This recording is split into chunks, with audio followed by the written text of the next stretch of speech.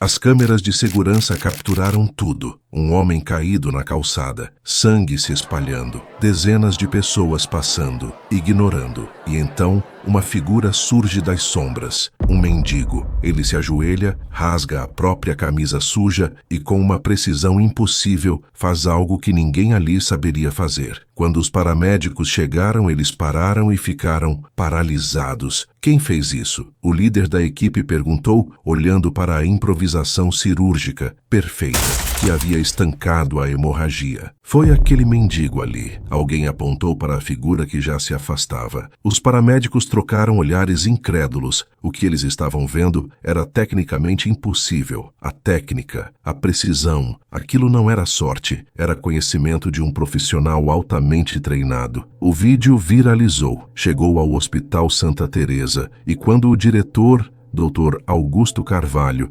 assistiu às imagens, o tablet escorregou de suas mãos trêmulas. Ele reconheceu aquele rosto. Mesmo sob a barba que cobria todo o rosto, mesmo castigado por 10 anos, ele o reconheceu. Não pode ser, ele sussurrou, o sangue drenando de seu rosto. Mas quem era aquele mendigo? Por que um diretor de hospital entrou em choque ao ver seu rosto? E que verdade devastadora estava prestes a explodir e destruir reputações que levaram décadas para serem construídas? Esta é a história que ninguém no Hospital Santa Teresa queria que viesse à tona. E tudo começou 10 anos antes. Com uma mentira. 10 anos atrás, o Hospital Santa Teresa era referência nacional em cirurgia cardiovascular. E no centro dessa reputação impecável estava o Dr. Eduardo Santos, um cirurgião de apenas 37 anos com mãos que pareciam abençoadas. Sua taxa de sucesso em cirurgias de alta complexidade era de impressionantes 99,2%, uma estatística que médicos veteranos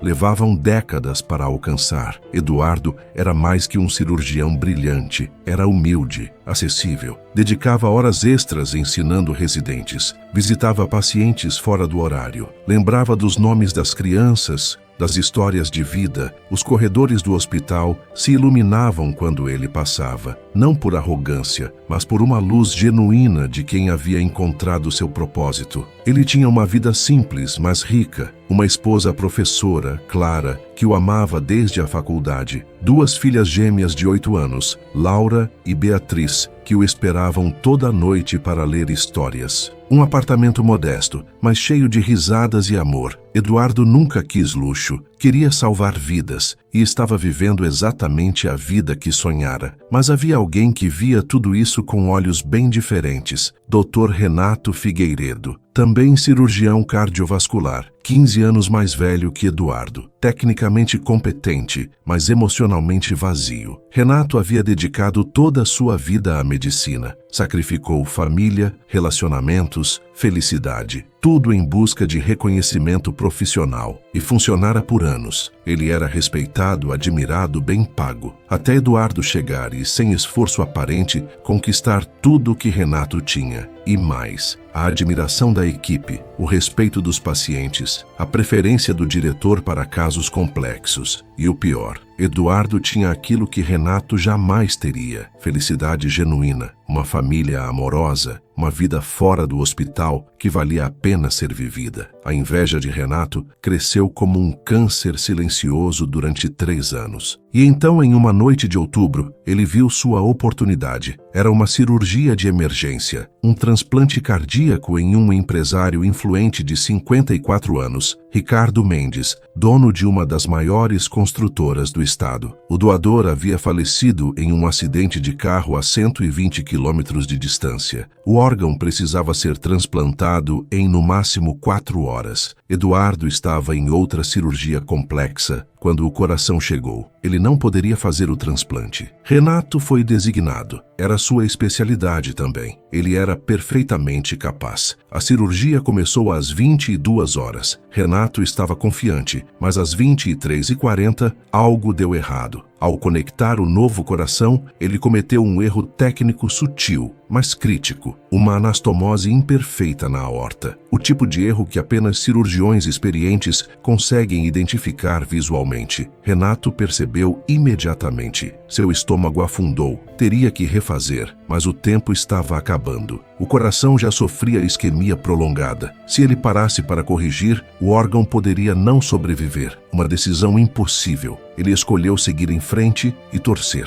Fechou o paciente. O coração batia. Sinais vitais estáveis. Renato saiu da sala operatória suando frio, mas esperançoso de que talvez tudo ficaria bem. Não ficou. 48 horas depois, o paciente desenvolveu uma complicação grave, dissecção de aorta exatamente no ponto da anastomose imperfeita. Hemorragia interna massiva. Ele foi levado às pressas de volta ao centro cirúrgico, mas era tarde demais. Ricardo Mendes morreu na mesa às 4h15 da manhã. A investigação interna começou imediatamente. A família do paciente, influente e poderosa, exigiu respostas. Advogados foram contratados. A mídia pressionava. O hospital estava sob um holofote implacável. E foi durante a revisão dos registros cirúrgicos que Renato viu sua saída. Uma saída covarde, destrutiva, mas que o salvaria. Os registros mostravam que Eduardo havia assinado como supervisor-geral de todas as cirurgias cardíacas naquela noite. Uma formalidade administrativa padrão, já que ele era o cirurgião sênior de plantão. Renato percebeu que poderia usar isso. Renato procurou o diretor, Dr. Augusto Carvalho, um homem mais preocupado com a reputação do hospital do que com a verdade. Renato apresentou sua versão distorcida dos fatos, que Eduardo estava supervisionando. Renato disse a voz cuidadosamente modulada para soar relutante. Ele aprovou a técnica. Eu questionei a anastomose. Disse que deveria ser refeita, mas ele disse que estava perfeita, que eu era inseguro demais. Ele tinha pressa. Confiei no julgamento dele. Ele era o sênior. Era uma mentira completa, calculada. Eduardo nem mesmo estava na sala. Mas Renato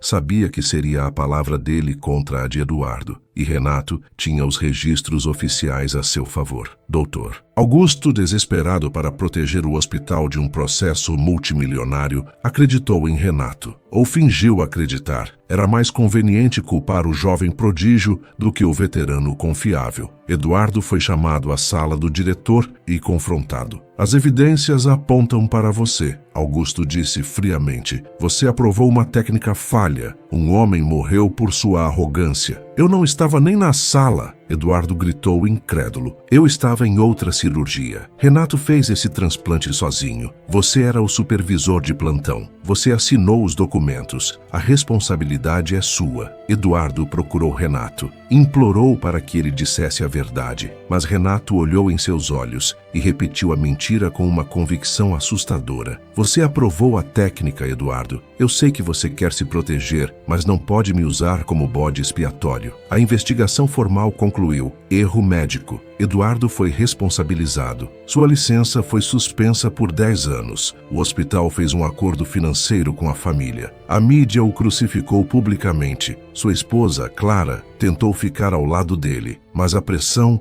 era insuportável. As dívidas cresciam. Suas filhas eram perseguidas na escola. Outros pais as evitavam, como se o erro do pai fosse contagioso. 6 meses depois, Clara pediu divórcio, levou as meninas e se mudou para outro estado. Eduardo perdeu a custódia. Ele perdeu a casa, perdeu as economias em advogados, perdeu os amigos, perdeu tudo e, eventualmente, perdeu a vontade de lutar. Em menos de um ano, o brilhante doutor Eduardo Santos estava vivendo nas ruas, invisível, destruído, esquecido. 10 anos nas ruas transformam um homem. Eduardo, agora com 47 anos, era irreconhecível. Magro demais, barba longa e desgrenhada, roupas em farrapos, pele queimada pelo sol, marcada pelo tempo. Ele dormia em um beco atrás de um restaurante onde, nas boas noites, funcionários deixavam restos de comida. Mas algo nunca morreu dentro dele. O conhecimento médico. Ele via os sinais nas pessoas. O empresário com a mão no peito, provavelmente angina. A mulher grávida com inchaço excessivo, risco de pré-eclâmpsia. A criança com a respiração sibilante, asma não tratada. Ele via tudo, mas era invisível. Ninguém escutaria um mendigo. Eduardo havia desistido de ser médico, desistido de provar sua inocência. Havia, nos momentos mais sombrios, considerado desistir de viver. Mas algo sempre o puxava de volta. A lembrança das filhas, a esperança de que, um dia, elas quisessem conhecer a versão verdadeira de quem ele era. Era uma tarde quente de quinta-feira. Eduardo estava em sua esquina habitual, segurando um copo de papel, quando ouviu o som de pneus derrapando. Ele virou a cabeça a tempo de ver um carro desgovernado subir na calçada e atingir violentamente um jovem que atravessava distraído, olhando o celular. O impacto foi brutal. O corpo do jovem foi arremessado 3 metros antes de cair pesadamente no asfalto. O carro, em pânico, acelerou e fugiu. Pessoas gritaram. Alguém ligou para a emergência, mas ninguém se aproximou do corpo. Havia sangue, muito sangue. Eduardo se ergueu lentamente. Ele viu o que os outros não queriam ver. A poça de sangue crescendo rápido. A forma como o corpo estava posicionado. A palidez extrema. Hemorragia arterial ativa. Provavelmente artéria femoral rompida. O jovem tinha no máximo 5 minutos antes de entrar em choque hipovolêmico irreversível. 10 minutos até a morte. A ambulância não chegaria a tempo. Eduardo caminhou até o corpo. As pessoas se afastaram dele. O mendigo sujo. Alguém chamou ajuda? Ele perguntou. Sim, está vindo, não toque nele. Uma mulher gritou. Mas Eduardo já estava ajoelhado. Ele rasgou a própria camisa imunda em tiras, localizou o ponto exato da hemorragia na coxa do jovem. E então, com dedos que não tocavam um paciente há uma década, ele fez algo que apenas um cirurgião altamente treinado saberia fazer. Compressão direta na artéria femoral. Não pressão aleatória, mas pressão anatômica precisa, no ponto certo contra o osso. Ele usou as tiras de tecido para criar um torniquete improvisado, mas não apertou demais para não causar necrose. Calculou mentalmente a pressão exata. Ele está respirando? Eduardo perguntou em voz alta. Sim, alguém respondeu. Eduardo pôs a mão no pescoço do jovem, sentindo o pulso carotídeo, fraco, mas presente. Ele elevou as pernas do jovem, melhorando o retorno venoso. Virou sua cabeça para o lado, garantindo via aérea desobstruída. Alguém tem um casaco? Ele está entrando em choque. Precisa de calor, Eduardo ordenou com uma autoridade que surpreendeu a todos. Uma mulher hesitou. Depois tirou o casaco e entregou. Eduardo cobriu o torso do jovem. 7 minutos depois, a ambulância chegou. Os paramédicos saltaram. Quando viram a cena, ficaram paralisados por um momento. O torniquete estava perfeito. A compressão arterial exata. O posicionamento do paciente correto. As roupas cobrindo para evitar hipotermia. Tudo estava tecnicamente impecável. Quem fez isso? O paramédico líder, Marcos, perguntou, sua voz carregada de incredulidade profissional. Foi ele. Várias pessoas apontaram para Eduardo, que já se afastava discretamente. Marcos olhou para Eduardo, para as roupas rasgadas, para a sujeira, para a aparência de alguém das ruas, e então olhou novamente para o torniquete. Não fazia sentido. Senhor, o senhor tem treinamento médico? Eduardo não respondeu. Continuou se afastando. Senhor, Marcos o chamou. O que o senhor fez salvou a vida desse rapaz. Se não fosse por você, ele teria sangrado até a morte antes de chegarmos. Por favor, me diga, o senhor é médico? Eduardo parou, virou-se lentamente e disse com uma voz cansada que carregava o peso de uma década perdida. Era, há muito tempo. Ele desapareceu na multidão antes que pudessem perguntar mais. O acidente foi filmado por múltiplas câmeras de segurança e celulares. O vídeo do mendigo salvando a vida do jovem com técnica cirúrgica perfeita viralizou em questão de horas. Milhões de visualizações, compartilhamentos em massa, comentários especulando quem era aquele homem. A mídia local pegou a história. Mendigo herói salva vida com conhecimento médico. Quem é esse homem? O jovem que foi salvo era Gabriel Carvalho, 22 anos. E quando ele acordou no hospital, soube da história completa. Soube que um mendigo havia impedido que ele sangrasse até a morte na calçada. E Gabriel Carvalho era filho do Dr. Augusto Carvalho, o diretor do Hospital Santa Teresa. O mesmo homem que 10 anos atrás havia destruído a carreira de Eduardo Santos. Doutor. Augusto estava ao lado da cama de seu filho na UTI quando os policiais trouxeram o tablet com os vídeos. Queremos identificar esse homem. o policial disse. Ele salvou a vida do seu filho. Queremos agradecer oficialmente. Augusto pegou o tablet, assistiu ao vídeo, viu o mendigo se aproximando, viu as mãos trabalhando com precisão impossível. E então, quando a câmera capturou o rosto por um breve momento, Augusto sentiu como se tivesse sido atingido por um raio. Mesmo com a barba, mesmo com os anos marcados no rosto, completamente transformado, ele reconheceu aqueles olhos, reconheceu aquelas mãos que ele vira operar centenas de vezes. Dr. Eduardo Santos, ele sussurrou, o tablet tremendo em suas mãos. Como? O policial perguntou. Eu conheço esse homem, Augusto disse, sua voz quebrando. Ele era um dos nossos cirurgiões. Há 10 anos. A culpa que Augusto havia enterrado durante uma década explodiu. Ele havia escolhido proteger o hospital. Escolhido acreditar na mentira conveniente de Renato. Havia destruído um homem inocente. E agora, aquele mesmo homem, vivendo como mendigo por causa de suas escolhas, havia salvado seu filho. Augusto saiu do hospital como um homem possuído. Ele precisava encontrar Eduardo. Precisava entender. Precisava o quê? Pedir perdão? Como se pede perdão por destruir a vida de alguém? Ele foi até a área do acidente. Começou a perguntar para outros moradores de rua. Conhecem este homem? Ele mostrava o frame do vídeo. Depois de horas, uma mulher idosa apontou. Ele fica naquele beco atrás do restaurante italiano, mas ele não gosta de falar. Augusto foi até o beco e ali, sentado contra uma parede fria, estava Eduardo, olhando para o nada. Eduardo, Augusto chamou a voz trêmula. Eduardo ergueu os olhos lentamente e quando viu quem era, algo mudou. Não raiva, não ódio, apenas um cansaço profundo. Doutor Augusto, quanto tempo? Você salvou meu filho, Augusto disse, lágrimas começando a escorrer. Você salvou Gabriel. Eu não sabia quem ele era. Eduardo respondeu simplesmente. Eu só vi alguém morrendo e eu ainda sou médico.